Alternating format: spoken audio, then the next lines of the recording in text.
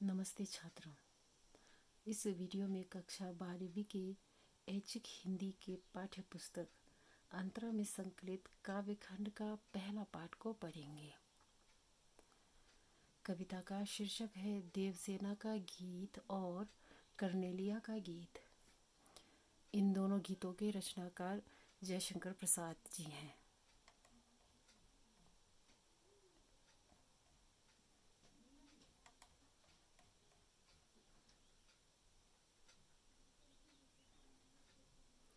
पहले देवसेना का गीत कविता को समझेंगे। सबसे पहले इसके प्रसंग को समझिए। देवसेना का गीत जयशंकर प्रसाद के नाटक स्कंदगुप्त से लिया गया है। देवसेना मालवा के राजा बंधुवर्मा की बहन है। हूणों के आक्रमण से बंधुवर्मा सहित उस परिवार के सभी लोगों को वीरगति प्राप्त हो जाती है। बची हुई देवसेना अपने भाई के सपनों को पूरा करने और देश सेवा करने की कसम खाती है। आगे चलकर देवसेना को स्कंदगुप्त से प्रेम हो जाता है, किंतु स्कंदगुप्त मालवा के धनकुबेर की बेटी विजया को चाहता था। जीवन के अंतिम दिनों में स्कंदगुप्त देवसेना से विवाह करना चाहता है, परंतु उस वक्त देवसेना मना कर देती है और वह अपनी सभी कोमल भावनाओं को दबाकर इस गीत को गाती है। चलिए अब गीत अर्थात कविता का वाचन करते हैं। कविता का शीर्षक देवसेना का गीत। आह वेदना मिली विदाई, मैंने ब्रह्मवश जीवन संचित, मधुकरियों की बीख लुटाई। छल छल थे संध्या के श्रम कर्ण, आंसू से गिरते थे प्रति क्षण। मेरी यात्रा पर लेती थी नीरवता अनंत अंगराई। श्रमित स्वप्न की मधुमाया में, गहन विपिन की तरु छाया में, पथिक उनिंद श्रुति में किसने यह विहाग की तान उठाई। लगी तृष्ण दीड़ थी सबकी, रही बचाए फिरती कब की। मेरी आशा आह बावली, तूने खो दी सकल कमाई। चढ़कर मेरे जीवन रथ पर प्रलय चल रहा अपने पथ पर, मैंने निज दुर्बल पद बल पर उससे हारी होर लगाई। लौटा लो यह अपनी थाती, मेरी करुणा हाहा खाती। विश्व ना संभलेगी यह मुझसे, इससे मन की लाज गवाई।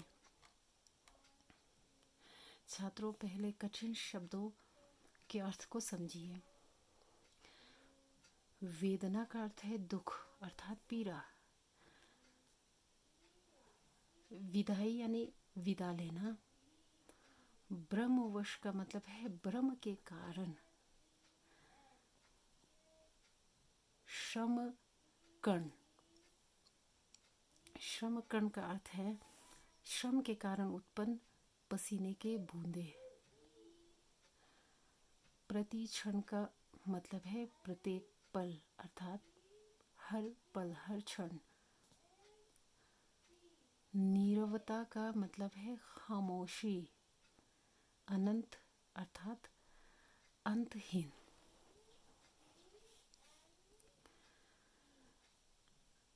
अब छात्रों इसकी व्याख्या, पहले दो पंक्तियों की व्याख्या को समझते हैं। जीवन के अंतिम मोड़ पर स्कंदगुप्त देवसेना को पाना चाहते हैं, पर तब देवसेना तैयार नहीं होती और आजीवन कुंवारा रहने का व्रत ले लेती है। तभी देवसेना यह गीत गाती है, कहती है आह वेदना मिली विदाई। देवसेना स्वयं से कहती है कि जीवन के इस शांति बेला में आज मैं जीवन के सभी सुख, आशा और आकांक्षा से वेदनापूर्ण विदाई लेती हूँ।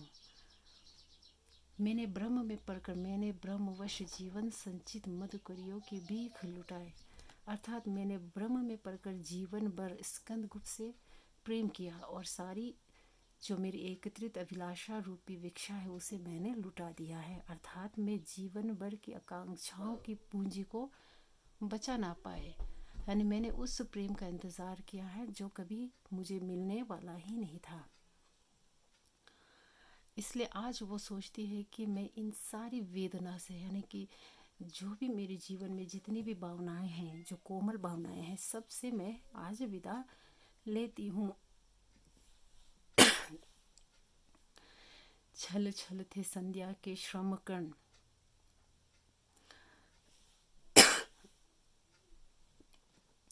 यानी कि अब देवसेना की जो स्थिति है वो कैसी हो रही है, वो हर पल वो रोती रहती हैं, यानी कि कह रही है कि आँखों से अश्रुपात हो रहा है, यानी कि उनकी आँखों से लगातार आंसू बह रही है। जीवन की सांध्य वेला में, अर्थात जीवन के अंतिम पड़ाव में श्रम करने से उत्पन्न हुए पसीने की बूंदें क्या है, आंसू की तरह हर क्षण गिरती रहती हैं, यानी मेरी आँखों से लगातार आंसू बहती रहती हैं। देवसेना का जीवन की वेदनापूर्ण स्थितियों से गुजरता रहा है। उसका पूरा परिवार वीरगति को प्राप्त हो जाता है और जिसे उसने प्रेम किया है उसने उसे फिर ठुकरा दिया।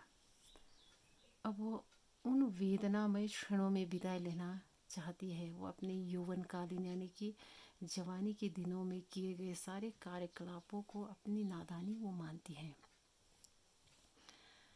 मेरी यात्रा पर लेती थी नीरवता अनंत अंगराई। आगे देवसेना कहती है कि मेरी यात्रा पर खामोशी अंतहीन अंगराई लेती है, अर्थात अब क्या है, मेरे जीवन में केवल खामोशी, चारों तरफ खामोशी बिखेरी पड़ी है, यानी कि मैं अकेली हूँ, मैं अकेलीपन से जूझ रही हूँ। और ये जो खामोशी है, ये जो नीरवता है, वो क्या है, वो मेरे साथ है अभी वो, और अंगड़ाई लेती हुई सी प्रतीत हो रहा है। भाव यह है कि देवसेना का जो समस्त जीवन है वो दुखों से भरा रहा है। वो जीवन भर जिस सुख की कामना करती रही वो उसे प्राप्त ना हो सका। उसे आंसू के अतिरिक्त कुछ ना मिला। उसका पूरा जीवन संघर्ष करते हुए व्यतीत हो गया है। अब तक वो चुपचाप वेदना को सहन करती चली आई है।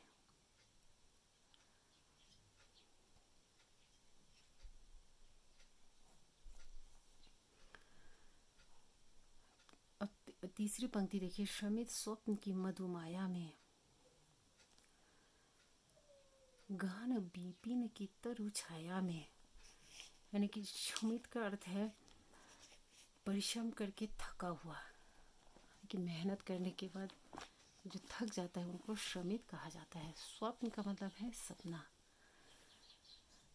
इस पंक्ति में देवसेना कहती है कि जीवन के अंतिम पड़ाव पर स्कंदगुप्त का जो प्रेम निवेदन है उसे इस प्रकार का प्रतीत होता है जैसे कोई पथिक थक कर पेड़ की छाया में विश्राम कर रहा हो। पथिक अर्थात देखिए, पथिक का मतलब है मुसाफिर, यानी कि राह में चलने वाले मुसाफिर। उनिंदी का अर्थ है नींद में होना। श्रुति का अर्थ है कान। गहन का मतलब है गहरी। विपिन जंगल। तरु अर्थात पेड़। बिहाग यानी कि एक राग का नाम है। यहाँ देखिए तुलना कर रही है अपनी जीवन, उनके जो जीवन के इस पड़ाव पर स्कंदगुप्त का जो प्रेम निवेदन है वो उनको कैसा अनुभूत हुआ उसे सुनकर। जैसे कि कोई पथिक थक कर पेड़ की छाया में विश्राम कर रहा हो और उसे उन्नींद दशा में कोई मधुर राग सुनाई पड़ जाए।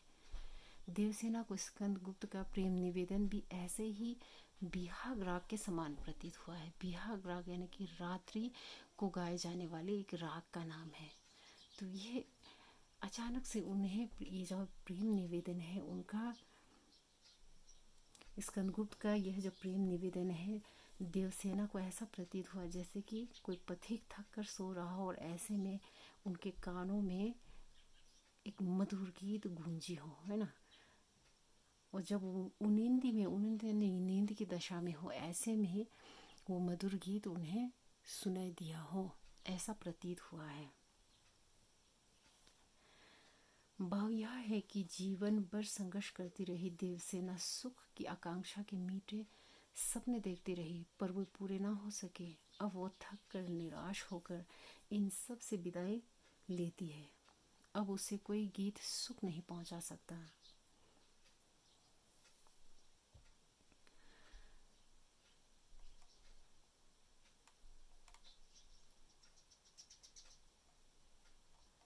छात्रों, बची हुई 3 पंक्तियां हैं, इसे दूसरी यानी अगली वीडियो में आप उसे समझेंगे।